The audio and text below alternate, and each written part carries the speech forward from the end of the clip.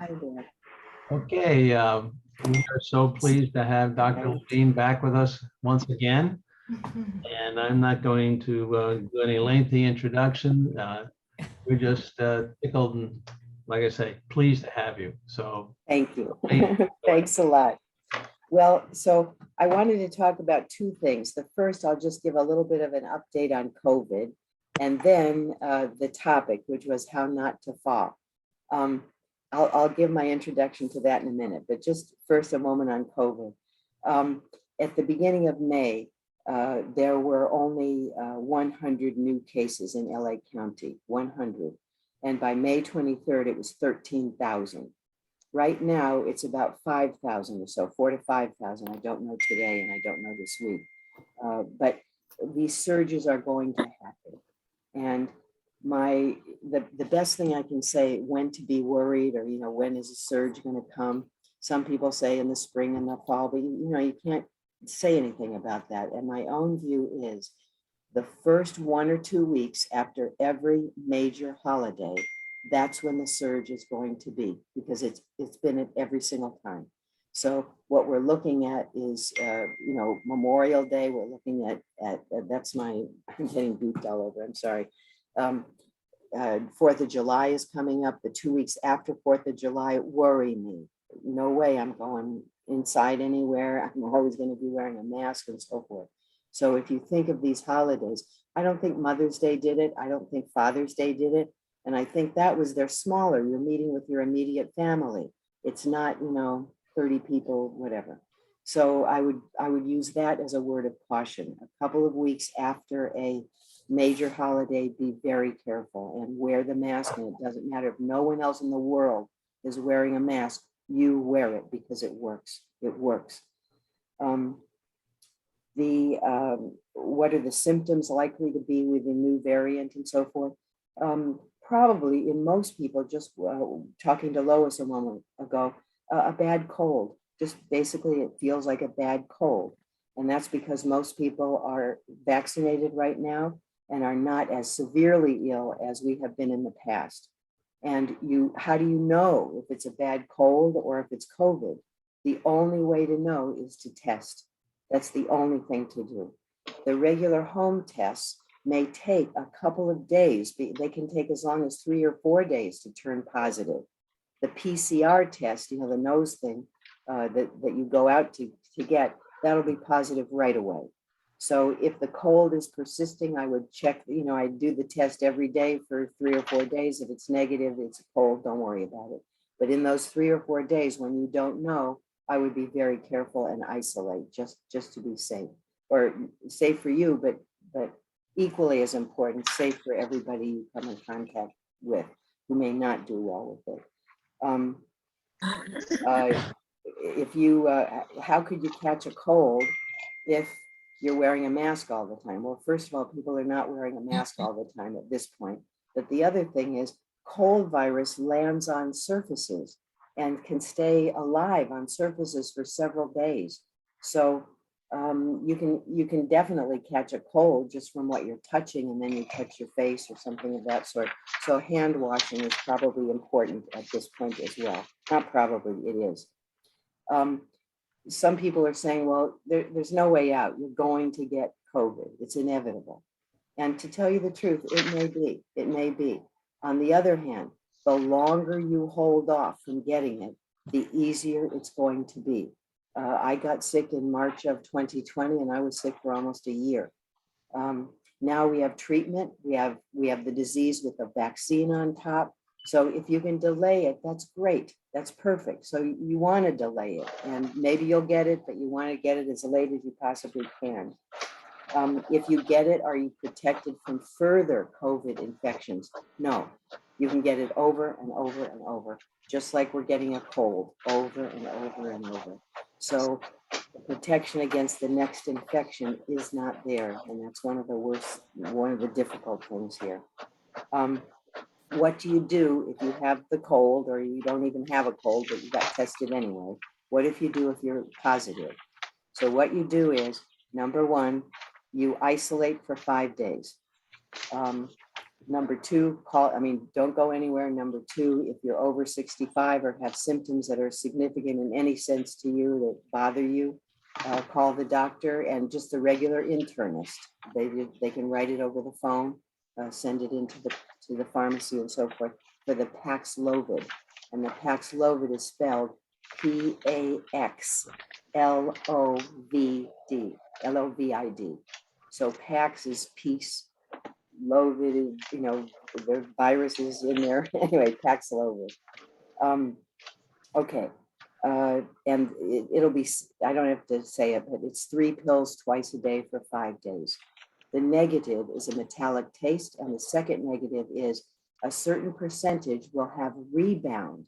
They stop the Paxlovid is given 5 days. You stop it, and 1 to 2 weeks later, COVID symptoms come back. It's called a rebound. You cannot get a second go around of Paxlovid. You just have to deal with it at that point. So there's some issues. It's not perfect, that Paxlovid business. On the other hand, it's worth it. I would be advising it with symptoms, especially in somebody who's 65 or more. It says, mandates are lifted. Everyone's acting like COVID is over. How can I protect yourself? The answer is it doesn't matter what anyone else is doing at a certain point. Wear the mask. And it's a K9 or a KN, not a K95 or KN95, good fitting mask. And they work. They just work. And so, I find myself going, I don't go into any place now without a mask. I've done this for a couple of years already. And so now sometimes they look at me funny and I just say, I'm a scaredy cat, don't want to die. Or something like that. Don't want you to die. But anyway, that's what you do. You wear the mask. Can I travel this summer? It depends on how risk averse and what other illnesses are going on, in you and so forth. Planes were not safe, and then they were safe because everyone was wearing a mask, and now they're not safe again because no one's wearing a mask. So it's a personal decision in a certain kind of a way. How important is the trip? Wear that mask all the time. I'm telling people wear a mask and the shield also. Try not to eat or drink, just leave that mask on. Put the vent on high on the plane, where you have the air that can come down, do that. So those would be the pieces of advice, because at a certain point, there is life here and you've got to live it also. And there's a bar mitzvah in New York or Tennessee, you're going to the bar mitzvah, I get it. So just use those precautions at that time. Could you take Paxlovid with you, on your trip? No, you can't get it unless you have a positive COVID test. And if you have a positive COVID test, then you shouldn't be flying anyway. So you really cannot take Paxlovid. On the other hand, you could get it any place in the United States at this point, with a prescription. Okay, so that's kind of what I wanted to say on COVID. Are there any questions on that right now? Okay, so Sylvie, hi there. Sandy. Yeah, hi. Hi. My daughter is about to go to Europe, and her father-in-law, who's a doctor, is going to give them a prescription for Paxlovid to take with them. But you're saying that that may not be a great idea. Well, here's what I'm saying. Bottom line is, it depends. I don't know how tough they are being, in giving out the Paxlovid prescriptions. If they can go to Rite Aid and get it, then get it and take it. Okay. But it's not taken until or unless they get sick, or so. And if they're sick, if they get a cold, they may not be able to test, back there, depending on where they are. So the Paxlovid, if they have a cold, I'd probably say just take Paxlovid if it's a bad cold when they're there. And it should be taken as quickly as possible from the symptoms, and no later than 5 days from the onset of the symptoms. So they have a bad cold day 1, by day 2, they're on Paxlovid over there, unless they can get a test. Thanks. Okay, you're welcome, Joe. One other question. I thought I heard on the radio that people who had the original 2 shots way back in 2021 are now no longer as protected against COVID as if they had no shots, that you needed to have both boosters. Yeah. Is that a correct study that I heard about? Or Yeah, I'm not sure of the exact study, but the fact is that the immunity due to the vaccines wanes, it weakens in time. And it doesn't take a whole lot of time for it to weaken. So that third booster is important, or the third shot, the first booster, the third shot is important, and the fourth shot is important. So if you've not had those boosters, I beg you, get them now, get them now. And it doesn't matter. I would advocate for either of the mRNA vaccines, either Pfizer or Moderna. And it doesn't matter if you've got Pfizer, you can get Moderna now, or vice versa, or you can get the same one now. So I would very much advocate for getting those 2 additional boosters. thank you. Okay, other questions on the COVID side? And if so, just write them down and I'll come back to them at the end. Okay, so when I first talked to Gary and Linda, I was asked to talk about how not to fall. And when I heard that topic, I mean, I just started to laugh, because either I am the worst person in the entire world to give this talk, or maybe I'm the best person in the whole world because I'm so experienced. And I'll just give you my own little experience very quickly over the last like 6-8 months. So my husband and I were putting out throw rugs in the living room area, and it's stone in that area. And he was throwing out the rug. I was kind of behind him a little bit, and I saw that he started to fall backward. And if he fell backward, he could hit his head on the stone. That really scared me. So I ran, closer, grabbed him as he was falling. So both of us fell. Luckily, no one hit our heads, and luckily there was no big deal. But that was my first little experience, both of us. But as soon as that happened, we sat down and had this interesting conversation. We're getting older. Our balance just isn't as good. We can't be stupid like this. We have to be really concentrating on when we're moving and when we're walking, and we've got to prevent this. We were very serious about it. So then about 2 weeks later, I was going down into the living room. It's a step down, there are 2 little steps there. And as I was walking down the steps into the living room, I apparently forgot about the 2 steps. And to make a very, very long story short, I broke my left foot. And as soon as I broke it, I knew it, because number one, that was the 7th time I have broken my feet, 3 on one side, 4 on the other. So I'm an expert in this area, and maybe I am the right person. But in any event, that was number 2. And then number 3, we have floor to ceiling windows. And in the bedroom, they open on the very bottom. You can just crank them open. It was very hot last week, and now I'm so attentive to being careful. I stooped down to open the window, lost my balance, hit the piece of wood that was there, and I ended up with a big egg on my head, a great big bump on my head. Okay, so I am well aware of this problem. And it doesn't matter how careful you are, you cannot be careful enough. What I ended up doing for me, and then for the talk also, was I got this book. It's called Don't Fall, and you can get it on Amazon. And what I did for the talk, it's by Sean Waller, and I have it on top of your piece of paper also, the outline also. And all I did was to type out the table of contents. And so I'm going to use the table of contents to walk through some of these things. And some of them are pretty obvious. I'll go through them quickly, and some of them are not pertinent. If there are questions, say them. We have time to be able to do it. So if you have yours in front of you, get out your pencils and you can write notes if you need. So it's all organized into different kinds of hazards. And the first is environmental. We'll start with floors, halls, and pathways. So the first example I gave you was throw rugs. They are really dangerous. The same, along with that, is remove or secure area rugs. You can do that by tacking them down. You can use an slip, tape. They have these kinds of things. But the ends of the rugs kind of fold up or fold under or twist around, and it's so easy to just fall on that rug, either to slip across it or to fall because the surface is not even. You know, all of a sudden the edge is like this and you're stepping on it in the wrong way. That is big. It's a big one and an important one. The next one says clear all the pathways.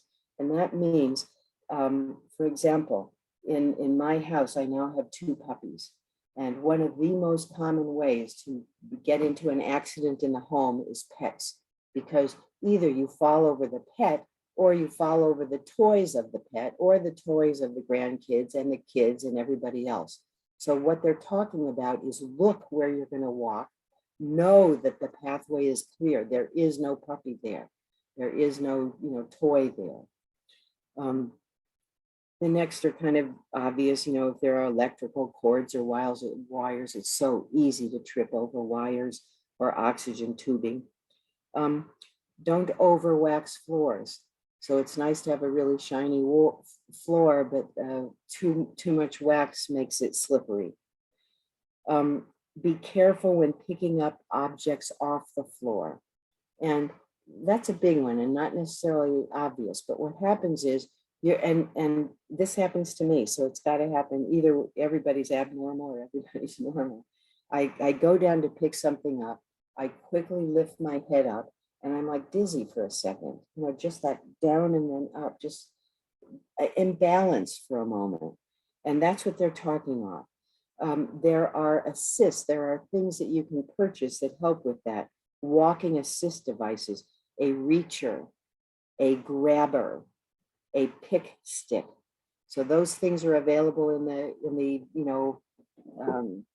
Rite Aid kind of stores, whatever, but something to help you pick it up. Or if you don't have one of those things, and most people won't and don't, be careful. Hold on to something, slowly go down. As you're holding on to something, slowly get up. Be aware that that's a risk, and it is because of that momentary little dizziness. And I'll get to that a little bit more in a moment also. It says, don't look overhead while walking. And 2 things happen. You're looking here while you're walking ahead. You aren't seeing where your feet are going. You may get a little dizzy just by the movement of looking up anyway. So I'm trying to pay attention to looking down at my feet when I'm walking these days. And I do a lot of hiking, and I don't even see the beautiful view. I'm looking at my feet down there for the moment. And that seems to work for me a little bit. The next are obvious.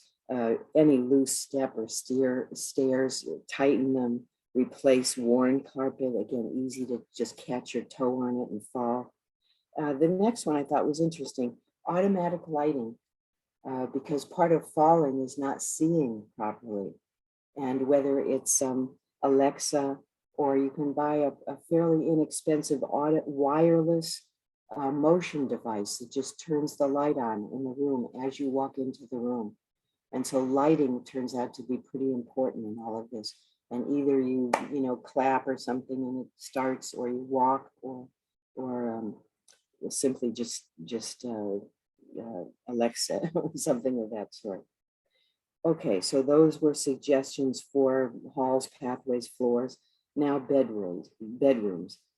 Bed rail is a big thing, and I'll just put it out there. If somebody really has a proclivity to falling out of bed, a bed rail will stop that.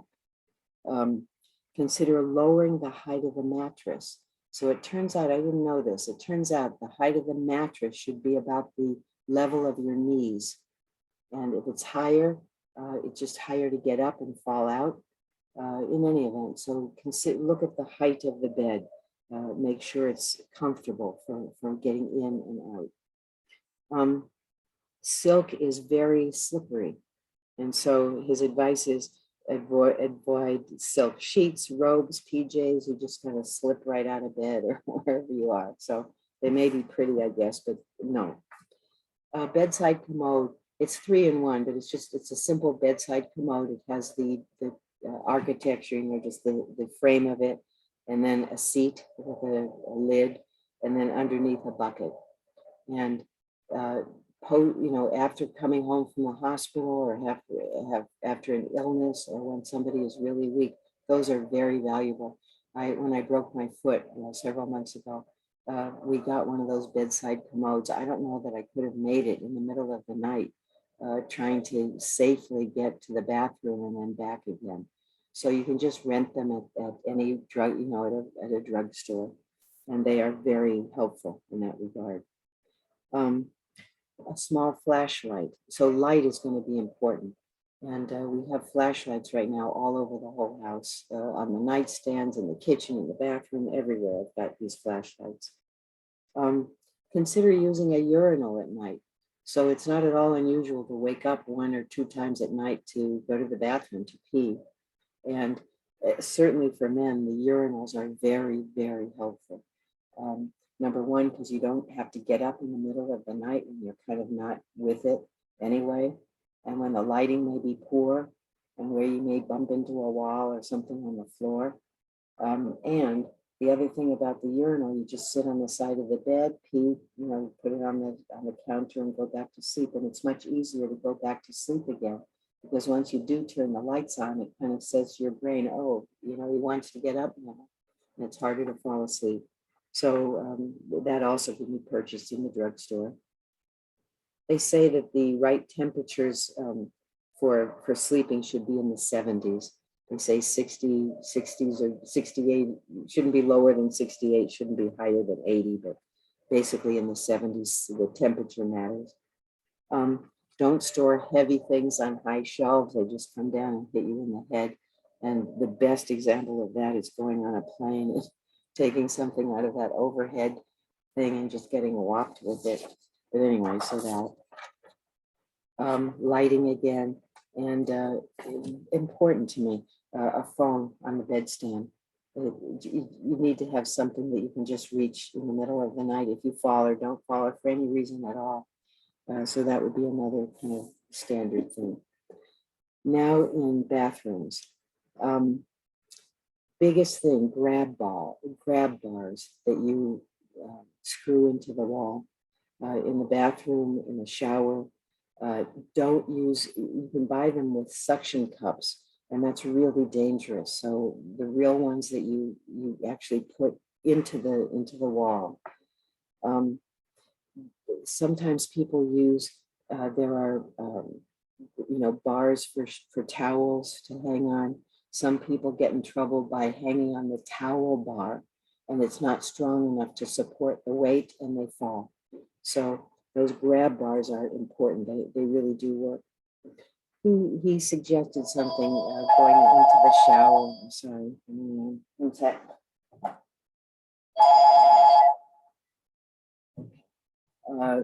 He was saying, if you have a grab bar in the shower, what you can do is, instead of walking directly into the shower, you can stand sideways and sidestep into it while you're holding on to that bar. So that would just be a way of more safely getting into the shower. Minimize what you're going to do overhead if you can. Think about a shower chair, because you're doing a lot of things with your eyes closed. You're washing your hair with your eyes closed. You're washing your face with your eyes closed. That kind of disorients a little bit.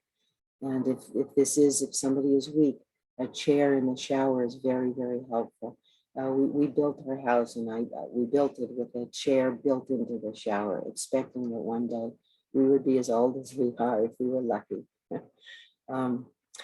It says use a soap that does not create residue. It means not residue on you, but residue on the floor. So sometimes, the stuff that we're using stays on the flooring and makes it slippery. So not a big deal, but that's there. They have bath benches as well as shower benches, which are helpful. A big one is the next one, anti-slip stickers in the bathtub and shower. So they're easy, you just put them right on, and they're very, very helpful. Keep the shower drains unclogged. I didn't think that was a big deal, but if you're standing in water, that's no good for your balance either. So not a big one, but a little one. he's suggesting that you start to towel off before getting out of the shower, so that you have just kind of more control of your circumstances, that the towel is right next to the shower. You open the door, the towel's right there, start drying yourself, and then get out. Don't use the towel bar as a grab bar. If this is a bathtub, let's go up a little bit. If this is a bathtub, be careful getting out of a hot bath, because your veins and artery, they dilate, and that lowers the blood pressure and can make you a little bit dizzy. And I'll talk about that again in a moment. It says, don't hold your breath or strain on the toilet. Sometimes that's hard not to do. What he's talking about is when it's called a Valsalva maneuver. You bear down hard. And what happens is your blood pressure goes way up, and then your blood pressure goes way down, and it can kind of destabilize you. Not a whole lot to do about that, except to say two things. Number one, make sure that if you're constipated, try to do something against that. Metamucil every day, Miralax every day, vegetables, prunes, veggies and stuff like that. They have, I don't know what this is, but he talks about something called, it's with capital letters, a squatty potty, SQUATTY, potty, POTTY. And it allows you to move your bowels faster. So I've got to look that one up and learn about it. Jill, do you know about it? They work? Yes, to say a short hysterical story. We Good. had a Hanukkah party one year with some friends, and it was a white elephant kind of thing. And you opened your gift, and if you didn't want it, somebody else could claim it. And Right. somebody brought a squatty potty, and it was the most popular item in the celebration. And what it is like a stool that you put your feet on.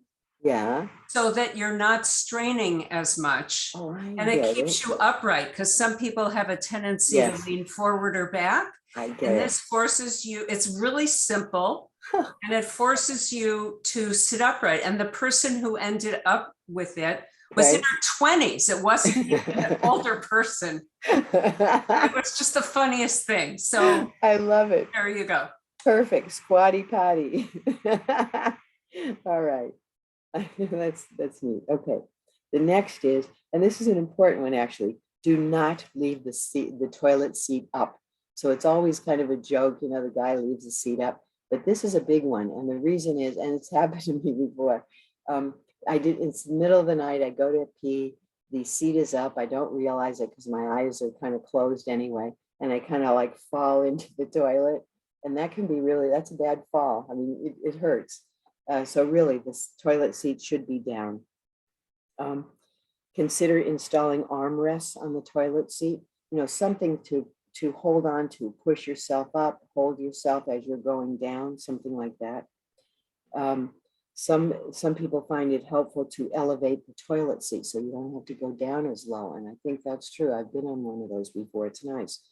They're called risers. And they're good. They work. Just makes it easier. They say to use a handheld shower head. I don't know about that. There it is. Okay, now the kitchen. Everything needs to be easy to reach. And again, not heavy things high, so things that are easy for you that won't fall on you as you try to bring them down. It says, consider hand washing your dishes. And I thought that was interesting, but I think that it relates also to keeping the dishwasher door closed. I've fallen on that one before. It's a bad fall. So you open the door of the dishwasher, you forget that it's open, you turn around, start to walk a step, or coming in the other direction, and somebody just doesn't look down to see it. So that's a bad fall. And what they're talking about with the hand washing is, the point he's trying to make is that when you're washing, you're rinsing a dish and you bend down to put it in, and then you bend up. It's the same down, up that kind of gets your equilibrium out of whack a bit. So that's all he was talking about. That was the reason. Placing stuff into the dishwasher forces you to bend down and lift up, bend down and lift up. The last one on this page is capture all the ice from the freezer. And what he means is when you're taking ice out of the freezer, make sure you don't have any ice on the floor. One of the things going on with our puppies right now, they love ice. And so we put ice into their water dish, and then they take the ice and they, chew it all over the house. And boy, is that easy to fall on. So be careful that there's no ice if you're removing it from the freezer. Okay, next page. Be careful on bar stools. Keep your grocery bags light. There's a whole thing about, take 2 trips to come back with the groceries. I've also broken something in that regard, holding something heavy, lost my balance, fell, broke a foot that time. But anyway, so 2 trips gives you extra steps anyway, and that's good for you. So be careful with the weight of the groceries. Dining room. There are such things as rubber tips on the bottom of chairs, and if your chairs are, move fast when you try to get into them or something of that sort, you can buy these rubber tips. Make sure that you are not sitting down on chairs that are on wheels. That's a big one. So office chairs, traditionally have wheels, and that's dangerous. Living room. Create space in the living room. And what they meant by that is space between the furniture so that you can maneuver, especially if you have a walker or a wheelchair or anything of that sort. Just give yourself space in these rooms to be able to maneuver freely. If you have to move something, ask for help. If the light bulbs are burnt out, replace them. Avoid ladders no matter what. I mean, call the grandkids, do anything. But ladders are very, very dangerous, especially if you're older, especially if you're a little bit out of balance in a certain way. Entryways, nods, you can buy this non-skid if there's no carpet or anything on the stair, you can buy non-skid trim that just goes on the edge. Railings, the third one there is huge. Always hold that rail when you're going up and down stairs. And if there is no rail, then either hold on to another person or be as slow and careful as you can possibly be. Stairs are big, and railings are important. Personal items. Your body. Stay hydrated, especially in the summer when it's going to be so hot. If you're dehydrated, your blood pressure goes down, and it's a lot easier to faint. It's a lot easier to get dizzy. So staying hydrated, especially in summer, is a big deal as far as preventing falls. The next is understanding orthostatic hypotension, and that's what I was saying I would get back to. What that means is this. When we stand up quickly, what happens is gravity is against you, and all of a sudden your blood goes rushing down right away into your feet, away from your head and into your feet. And if your brain is not getting enough blood, even for that one little second, it causes you to be dizzy and you faint, you fall. And the reason you fall is God is saying to us, I want you to be flat. I want to get rid of gravity there. I need your head to be the same as where your feet is so that the blood comes right back to your head. So that is a normal thing. It's going to be very big in the summer when you're dehydrated. It's big when you aren't eating or drinking properly, and it's true all the time. Certain medicines can potentiate that. For example, Lasix or hydrochlorothiazide, diuretics, they're going to take some of the fluid away. And again, this absolutely will happen. This is for real. And so what you do when you're getting up from a lying position, first of all, you slowly get up and you sit on the side of the bed. You sit there for a moment. You move your feet and legs around a little bit. That's moving the blood up from your feet up into your head. So you just for a moment or two move your feet around. And then if there's an arm on the chair or the bed or something that you can hold on to it, slowly stand up, stand there for a moment or two. When you know you are not dizzy, now you start to walk. So you have to be careful in getting up from a supine, from a lying position or a sitting position. Take the time to allow the blood to come back into your head. And so when they're talking about these movements where you're going way down and then way up, putting the dishes in or something, or picking something up off the ground and standing up fast, they're talking about the same kind of thing. So any questions on that one? Okay, so slow and steady on getting up. Know when to sit. And what that means is when you start to feel dizzy in any sense, the beginning of just not right, immediately sit down. Because, and what I do is depending on how severe this might be, after sitting down, I'll just lie down on the floor, just go down. I need my head at level with my heart so that my head gets blood. Another thing you can do when you're sitting is to sit and I can't show you on this, but put your head between your knees. And that immediately, again, puts blood into your head and the dizziness goes away. So you want your head down, low. And if you really could do it right, you'd raise your legs and lower your head, lying like this. Put your legs on the table, the top or something, and lie on the floor, something of that sort. So that's what it means, know when to sit. When you start to feel dizzy and balance a little bit, get down right away, get down and get your head down. Okay, know your limits. That's hard, but don't know what to say. It's hard to avoid that. I mean, it's easy to avoid that, but that's when you're exhausted, you have to respect it. And if you don't, you're more likely to get in trouble with falling or something of that sort. Pace yourself in performing everyday household activities. The next one is important. I mean, I guess they all are, but work to improve your step height as we shuffle. I've broken a foot on shuffling, didn't lift my foot, and it got caught on something and I just fell. And so when I'm looking at my feet, I'm also looking to see that I'm actually stepping up and I'm not just, schlepping along the floor. That's a big one, actually.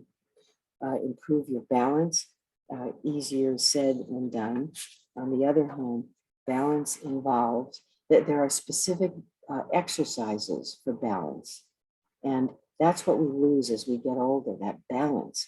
And so it involves strength of your muscles and very often core, your stomach muscles, your core. Pilates is, Pilates is good for that. Yoga is good for that, mild yoga. But Pilates was designed for people who are elderly and ill. And it concentrates on that core. And it improves your posture and it improves your walking and your balance. But anyway, so muscle strength. The next thing that's involved is your sensory system, i.e. you feel the floor. And there are drugs and there are illnesses and just even getting older where you get like your feet are asleep all the time, numbness and tingling a little bit. And that means sometimes you can't feel the floor. And that's an issue as far as balance. Your vision is part of balance. Your inner ear is part of balance. So balance is complicated and it involves all of those different things. But I would start with muscle strength and core to start with. Then it says improve your strength, improve your posture, improve your flexibility. That's movement, just movement, all of this. And I'll talk about that in a bit. Wear your glasses or contacts if you have them. One of the most dangerous things though in stairs going up or down is bifocals. They get you goofed up. You don't know where your feet are going. And so if you have bifocals and you're on a stair, you have to have a rail. You just have to. Be very, very careful. Stabilize yourself with your eyes. That means look at something that's ahead of you or your feet. stabilize. You're looking at something. Um, I don't know what to do here. Your inner ear, if imbalance is really an issue with any one of you or somebody, the inner ear testing you would go to an ENT doctor and get that checked, and there are medicines for that part of imbalance. Medicines are important because medicines can cause dizziness and can hinder balance, and so it's important just to know what your medicines are and what the side effects might be. Is there something related to balance there that I should know? Clothing, keep your shoes tied. So it sounds pretty silly, but turns out it's a big deal.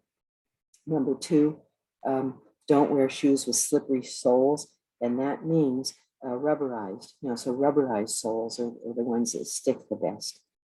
If you don't have that, you can scuff up the soles. I get new shoes and I scuff them all up, and then I start to wear them just on the bottom.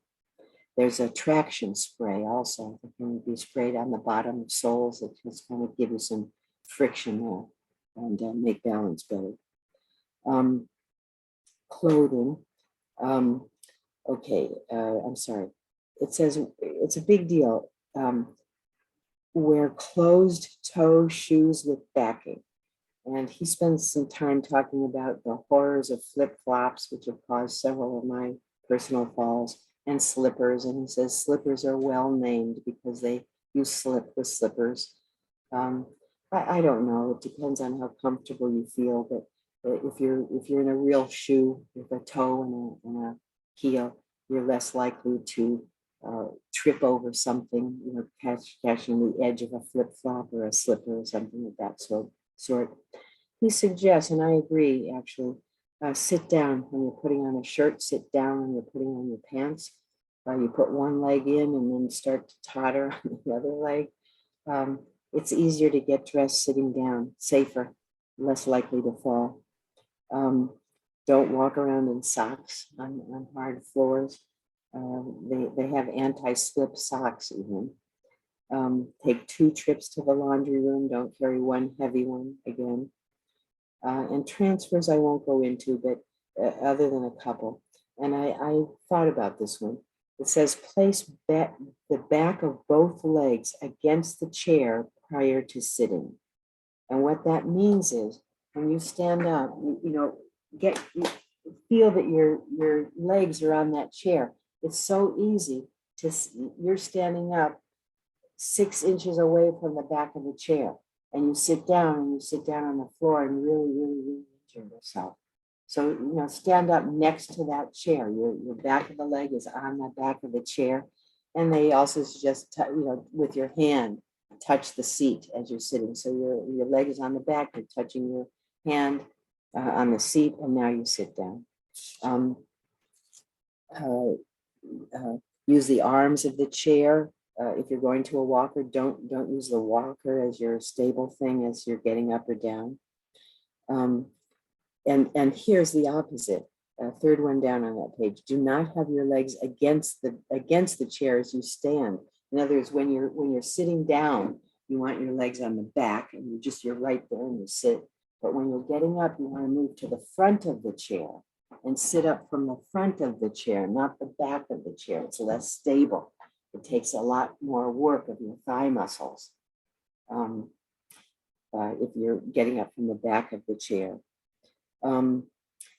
Use a cane, and I'll just say a word about the cane. If you need stability, and if there's no particular area of weakness, then you put the cane in your strong hand, in your dominant hand. But if there is an area of weakness, let's say your left leg is very weak, then you put the cane in the opposite, in the right hand. So it just goes into the dominant hand. If no particular area is weak, it goes on the opposite side of the weakness. If a given limb is particularly weak. And then I'm just going to go down, there are different devices you can get depending on what's happening, but those are very, very specific. And what I'll say at the very bottom, they have these fall detection devices, that they advertise them all over, that you wear it on a necklace or on your wrist or something.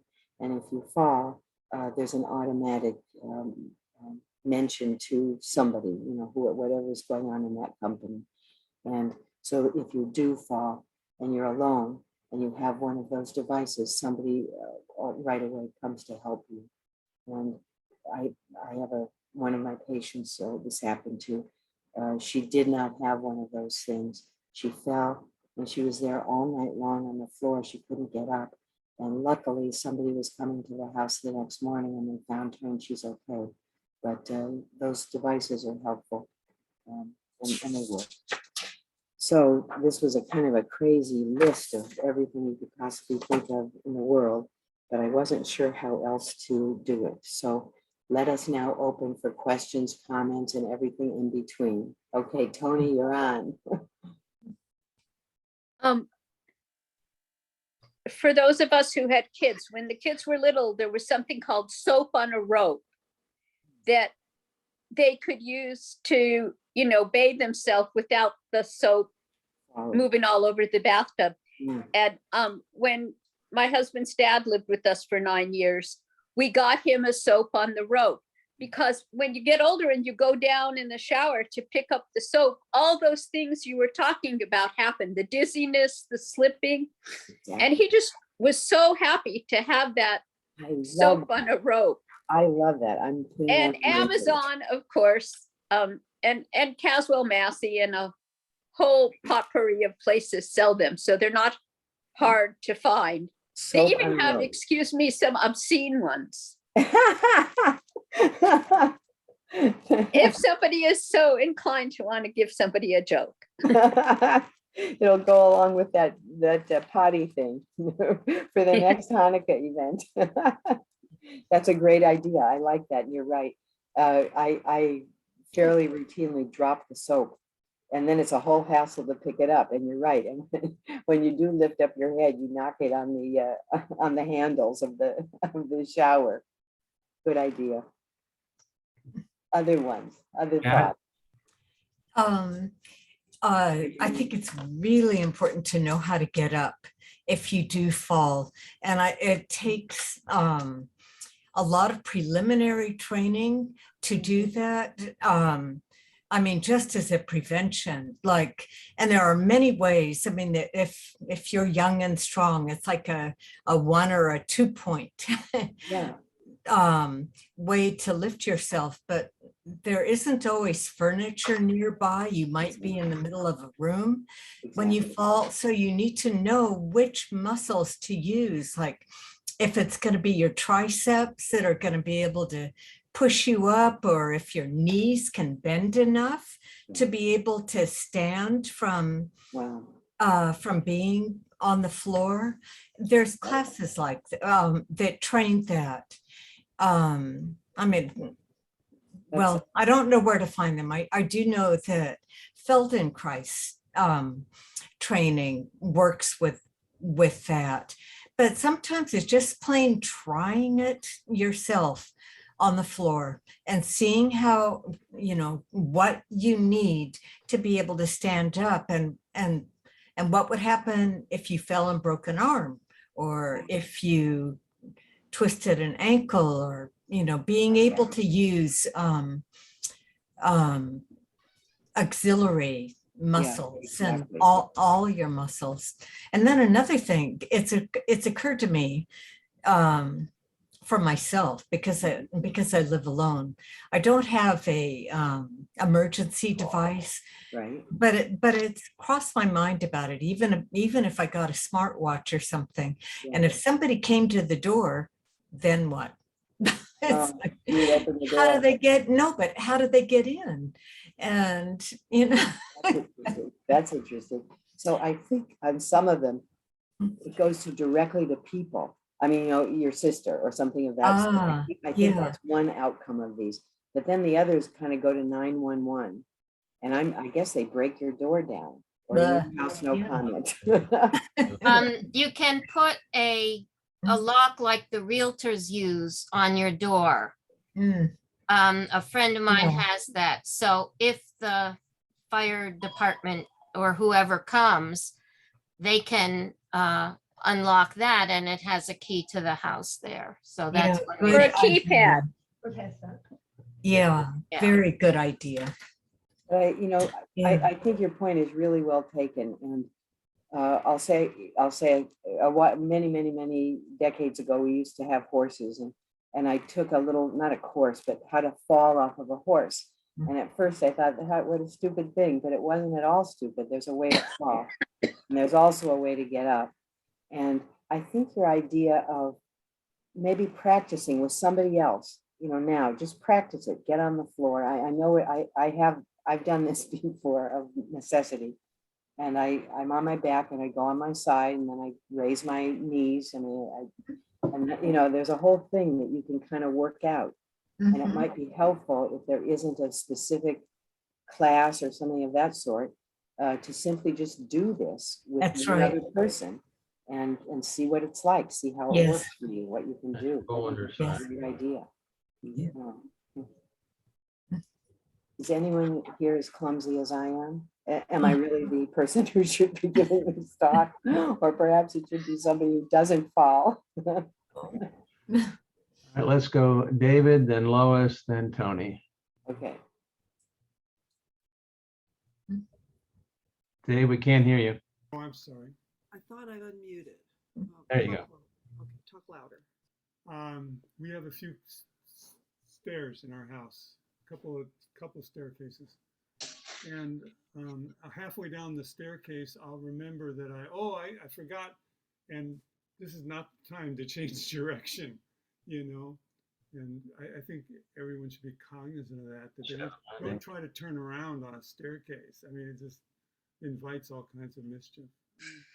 So. I'm in trouble. I didn't hear it all.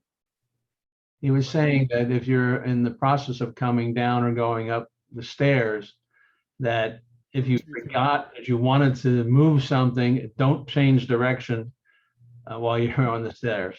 I think that's a good point, because just in turning around, I think that's a really good, yeah, good idea. I like it.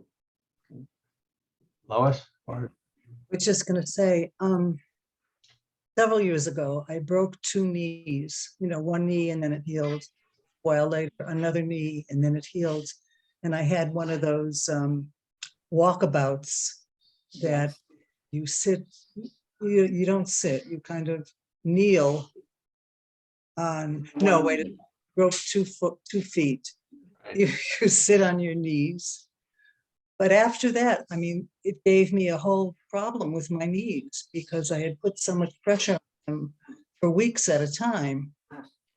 So I just have no power in my knees.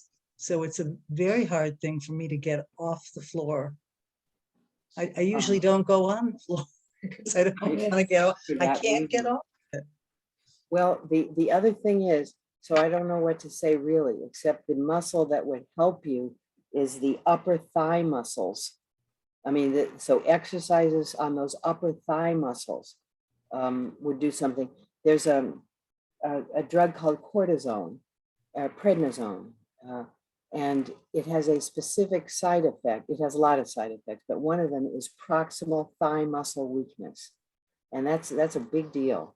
But I have a lot of patients who've had that, and it's hard. You see it because it's hard to get up out of a chair. It's very hard to get up, and very hard to get up off the floor, that's for sure. But in any event, so if I can't give you, I don't know off the top of my head, muscle, specific exercise. I'm working with a trainer and yes, we do thigh exercises and maybe okay. eventually help me. Well, it may. It won't harm. It won't harm. That's for positive. So any exercise actually is going to be good. But it may be that those knees are just not going to be healthy again. Yeah. Right. That's right. Right. Getting old is not for sissies at all. At all. Tony? I already made my comment. Okay, but your hand came up again, so you can turn that off if you like. Oh, that was from before. Under reactions.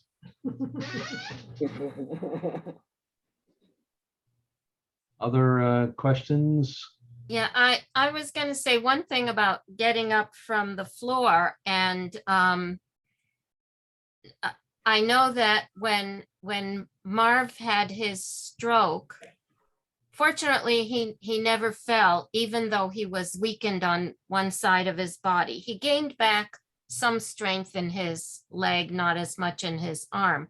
But his physical therapist taught him how to get up if he did fall. And the first thing they said was to scoot somehow over to a piece of furniture. Because if you're on the floor, you can scoot Yep. yourself either on your bottom, on your side, whichever way you are. And then they said, get on all fours. Oh, interesting. Mhm. Now, I don't know how this would help Lois with her knees, Right? but they said, get on all fours, and then, you know, put your hands on something sturdy, whatever piece of furniture you're near, and then get yourself up. So I don't know would if just, that works for everything, but at least that's what the physical therapist told him. Yeah. I would just caution people not to use a rolling piece of furniture. No, of course not. Yeah. Roll A your right. to the- solid piece of furniture. Yeah, one that doesn't move, heavier than you. Yeah, right. You know, like the couch or something. Yeah, but otherwise you compound the problem, you just fall again. I have a patient who he had something called CLL, chronic lymphocytic leukemia, and just the sweetest, loveliest man in the world. And he had that. He was very, very frightened about it, and I wasn't. I thought he was going to do well for decades, and he did. And one of the jokes between us was, you know, he would come in and say, "I'm dying." I'd say, "No, you aren't. You're fine. All the counts," and then he would feel good right away, you know. And the joke then was, his first name was Richard. Richard, you're not going to die of my disease. That's the way it is. You're not going to die of my disease. And that was our little joke. And sure enough, he slipped on it was about 2 months ago. He slipped on a throw rug, hit his head, and died. Oh, So I mean, it's just I'm frightened of falls. It's a big deal. It's for real. It's for real. And just like you were saying, it's important to have strong thigh muscles. It's important to have strong arms too, because Yeah. sometimes you have to pull yourself up, Yeah. or you have to have your hands behind you to prop yourself up. And you need strength in all four of your limbs if you're Yes. going to try and get up off the floor. And going on your side is really, I think, the best idea, because to try and get up from a prone position it's hard. just doesn't, right, it's very hard. Yeah. You know, I guess one of the themes of this, but you know, in some of the earlier talks, the one thing that we can do as older folks is to move and exercise and spend time. And I'm not talking about, you know, lifting 100-pound weights in the gym. I'm talking about walking, and just you know, once or twice a week. I mean, if is there something in High Neighbors with any kind of an exercise class, or Yes. is there anything like that? We have yoga Oh, there you go. And we have a hiking group. and hiking group. Oh, is that nice? Oh, I didn't even know that. Join Oh, us. Every Tuesday I'm morning, there. one time we were right by you, in fact. by Descanso or something, or No, by JPL, from where? near JPL. Yeah, right there. I look at it from my house. So when do you guys hike? Tuesday morning at 9:30.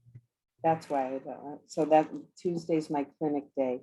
So I got off early today for this, but okay. Otherwise, if you ever change, let me know. I'll be there. But All it's nice. It's nice, you know, those hikes and stuff. It's a big deal, and it puts you together. It gets you out into the nature, and it's good for you in every single way. In every single way, it's really something as easy as walking. One more comment. One thing about hikes, walking on irregular ground is really good for you. I mean, in terms of strengthening ankle muscles too, for balance. That's true. It's true. All right. Any other questions? Okay, Barbara? Unmute, please. Can't hear you. Unmute. Try it again. But can you hear me now? Yeah, Yeah. your sound is very low. I'll work on that. Okay. I find that walking on uneven ground, if you're not very steady, is not a good thing to do because it's easy to fall, and we've had people fall. But there's something out there called trekking poles. Right. And if you're going to hike on uneven ground and you're a little bit unsteady, I firmly urge you to get them. I have them. Yes, I have them too. 2 poles works. It's really nice, and it makes the walking easier as well. It really, really makes a difference. I agree. Good idea. Good idea. As do hiking shoes, hiking boots. Don't wear simple tennis shoes. Yeah. Exactly. Bad idea. Exactly. Oh, boy, I take back my comment. It's against everything that you said on that list. Oh, that's right. Never mind. Wait a minute. No, it wasn't. No, it wasn't. That's funny. Okay, I think we all want to Okay. thank Dr. Levine for spending our time with us, and Pleasure. we'll have her back again some future time when Happy to she's got come. some more information for us. I'm happy to come. Thanks so much. Thank you. Thank Doctor. you. Lots to Thanks a think lot. about. Yes, that's the problem.